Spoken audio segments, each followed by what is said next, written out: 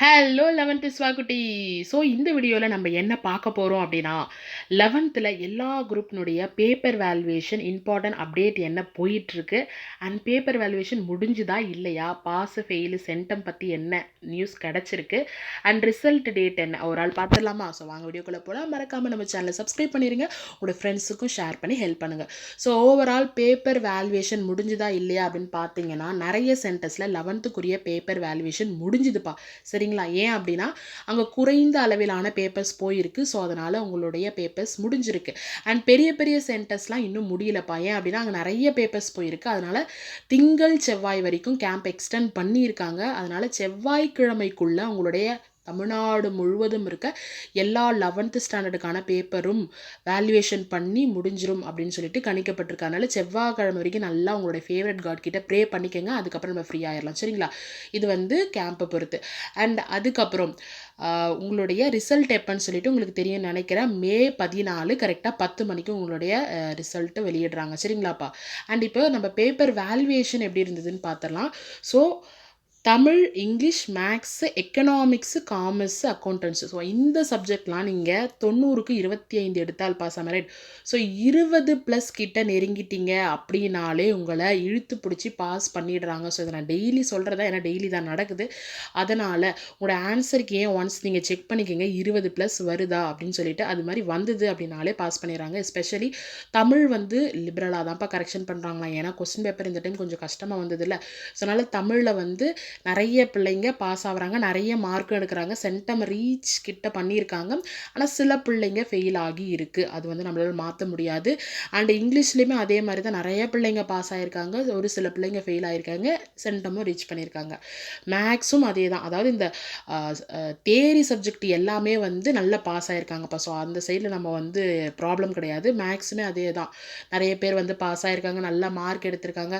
சில பிள்ளைங்க வந்து சென்டம் கூட போட்டிருக்காங்கப்பா. அண்ட் வந்து சில பிள்ளைங்க ஃபெயில் ஆகிருக்காங்க. ஏன் அப்படின்னு பார்த்தீங்கன்னா மேக்ஸ் சுத்தமாக ஒன்றுமே எழுத காணோம்ப்பா. பேப்பர் எம்டியாக இருந்திருக்கு. இல்லைன்ட்டா ஸ்டெப்ஸ் மார்க்கு கூட அவங்க அட்டன் பண்ண காணும். 1 வேர்டு மட்டும் கடமைக்கேன்னு எழுதிட்டு போயிட்டுருக்க பிள்ளைங்கன்னா நிறைய பேர் இருக்காங்க. நிறைய பேர் ஆப்சன்டீஸ் இருக்காங்க. ஸோ அதனால தான் மேக்ஸில் வந்து நிறைய ஃபெயிலியர்ஸ் வந்திருக்கு. அண்ட் எக்கனாமிக்ஸ், காமர்ஸுமே வந்து நல்ல ரிசல்ட்ஸ் வந்திருக்கு. பஸ் சில பிள்ளைங்க தான் ஃபெயில் ஆகிருக்காங்க, மற்றபடி நிறைய பிள்ளைங்க நல்ல ரிசல்ட்ஸ் வந்திருக்கு. சரிங்களா?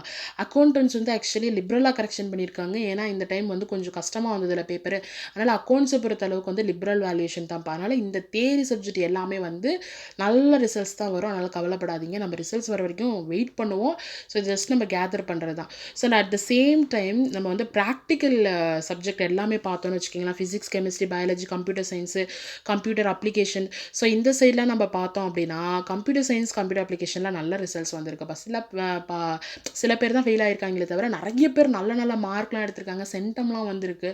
ஸோ அதனால் வந்து நீங்கள் computer science, computer application, biology, especially பயாலஜியில் வந்து நல்லா எழுதியிருக்காங்கப்பா பிள்ளைங்க. வந்து கொஸ்டின் பேப்பர் ஆனால் ரொம்ப கஷ்டம்னு சொல்லிட முடியாது, அண்ட் ரொம்ப ஈஸியானு சொல்லிட முடியாது, மாடரேட்டாக இருந்தது. நிறைய பிள்ளைங்க நல்லா எழுதியிருக்காங்க, சென்டம் ரீச் பண்ணியிருக்காங்கப்பா பயாலஜியில். அண்ட் நிறைய பிள்ளைங்க 50+ எடுத்திருக்காங்க. ஸோ அது வந்து ரொம்ப ஹாப்பியாக இருந்தது. அண்ட் ஃபிசிக்ஸ், கெமிஸ்ட்ரி தான் எஸ்பெஷலி ரொம்ப லேட்டஸ்ட் நியூஸ் என்னென்னு பார்த்தீங்கன்னா, ஃபிசிக்ஸ், கெமிஸ்ட்ரி அளவுக்கு ஃபிசிக்ஸு இந்த டைம் நிறைய பிள்ளைங்க பாஸ் ஆகிருக்காங்கப்பா. ஆக்சுவலி அது ரொம்ப பெரிய குட் நியூஸ் எனக்கு. என்ன அப்படின்னு பார்த்தீங்கன்னா ஃபிசிக்ஸில் வந்து 15 1 வேர்டுக்கு 13 1 வேர்டு கிட்ட வந்து புக் பேக்கில் இருந்தே கேட்டுட்ருக்காங்க. So and 2 mark, 3 mark, 5 mark எல்லாமே எக்ஸ்பெக்டட் புக் பேக் தான். ஸோ அதனால் வந்து என்ன ஆயிருக்குன்னா இந்த டைம் ஃபிசிக்ஸில் ஜஸ்ட் ஒரு ஆவரேஜ் ஸ்டூடெண்ட்டே என்ன பண்ணியிருக்காங்கன்னா 30+ எடுத்திருக்காங்கப்பா. அண்ட் நிறைய பிள்ளைங்க 50 to 60+ வந்து நிறைய பிள்ளைங்க எக்கச்சக்கமாக ஒரு பேப்பர் எடுத்தாலே வந்து 30+, அப்படிலாம் 50 to 60+, அதுமாதிரி நிறைய பிள்ளைங்க வந்து நல்ல ஸ்கோர் பண்ணியிருக்காங்க ஃபிசிக்ஸில். அண்ட் ஃபிசிக்ஸில் ஃபெயிலியர்ஸ் ரொம்ப ரொம்ப ரொம்ப கம்மிப்பா. ஃபிசிக்ஸில் வந்து ஓவரால் பார்த்தோம்னா நல்ல ரிசல்ட்ஸ் வரும், ஃபெயிலியர்ஸ் ரொம்ப கம்மி. சரிங்களா? அண்ட் வந்து சென்டம் வந்து ரீச் பண்ணியிருக்காங்கப்பா. ஃபிசிக்ஸை பொறுத்தளவுக்கு நல்ல சென்டம் வந்திருக்கு. அண்ட் வந்து ஆவரேஜ் மார்க்லேருந்து குட் மார்க் வரைக்கும் நிறைய பிள்ளைங்க எடுத்திருக்காங்க. அதனால் ஃபிசிக்ஸ் நீங்கள் எழுதிருக்கீங்கன்னா கவலையப்படாதீங்க, நல்ல மார்க்கே வரும். நீங்கள் பாஸ் ஆவீங்கன்னு ஒரி பண்ண தேவையில்ல, நீங்கள் நல்ல மார்க் மார்க்கே எடுத்துருவீங்க சரிங்களா. அண்ட் அதே மாதிரி கெமிஸ்ட்ரியை பொறுத்தளவுக்கு என்னென்னு பார்த்தீங்கன்னா ஃபிசிக்ஸை கம்பேர் பண்ணும்பொழுது கெமிஸ்ட்ரி கொஞ்சம் கம்மி தான் இப்போ பர்ஃபார்மன்ஸு.